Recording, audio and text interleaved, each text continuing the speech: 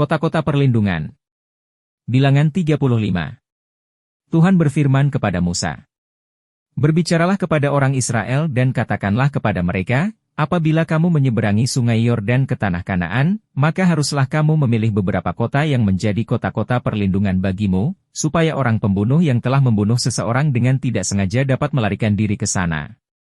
Kota-kota itu akan menjadi tempat perlindungan bagimu terhadap penuntut balas, supaya pembunuh jangan mati, sebelum ia dihadapkan kepada rapat umat untuk diadili. Dan kota-kota yang kamu tentukan itu haruslah 6 buah kota perlindungan bagimu. 3 kota harus kamu tentukan di seberang sungai Yordan sini dan 3 kota harus kamu tentukan di tanah Kanaan, semuanya kota-kota perlindungan. Ke-6 kota itu haruslah menjadi tempat perlindungan bagi orang Israel dan bagi orang asing dan pendatang di tengah-tengahmu, supaya setiap orang yang telah membunuh seseorang dengan tidak sengaja dapat melarikan diri ke sana.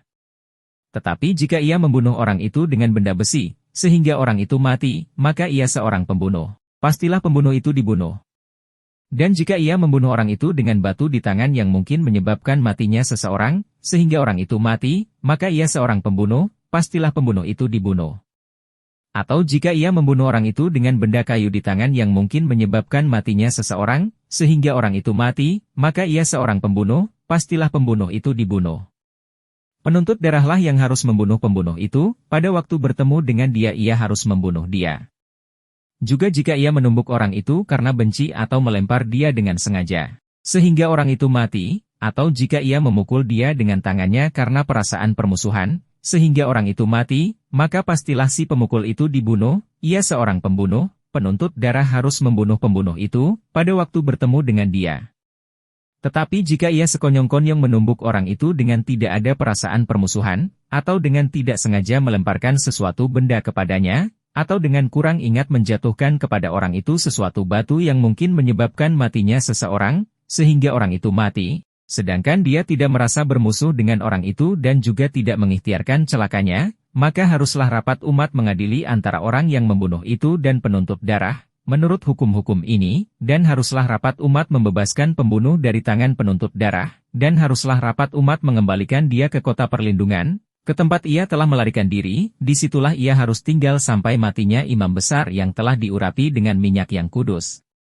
Tetapi jika terjadi bahwa pembunuh itu keluar dari batas kota perlindungan, tempat ia melarikan diri, dan penuntut darah mendapat dia di luar batas kota perlindungannya, dan penuntut darah membunuh pembunuh itu, maka tidaklah ia berhutang darah, sebab pembunuh itu wajib tinggal di kota perlindungan sampai matinya imam besar. Tetapi sesudah matinya imam besar bolehlah pembunuh itu kembali ke tanah kepunyaannya sendiri. Itulah semuanya yang harus menjadi ketetapan hukum bagimu turun-temurun di segala tempat kediamanmu. Setiap orang yang telah membunuh seseorang haruslah dibunuh sebagai pembunuh menurut keterangan saksi-saksi. Tetapi kalau hanya satu orang saksi saja tidak cukup untuk memberi keterangan terhadap seseorang dalam perkara hukuman mati. Janganlah kamu menerima uang tebusan karena nyawa seorang pembunuh yang kesalahannya setimpal dengan hukuman mati, tetapi pastilah ia dibunuh. Juga janganlah kamu menerima uang tebusan karena seseorang yang telah melarikan diri ke kota perlindungannya, supaya ia boleh kembali untuk diam di tanahnya sebelum matinya imam besar. Jadi janganlah kamu mencemarkan negeri tempat tinggalmu, sebab darah itulah yang mencemarkan negeri itu. Maka bagi negeri itu tidak dapat diadakan pendamaian oleh karena darah yang tertumpah di sana, kecuali dengan darah orang yang telah menumpahkannya. Maka janganlah najiskan negeri tempat kedudukanmu, yang di tengah-tengahnya aku diam, sebab aku, Tuhan, diam di tengah-tengah orang Israel.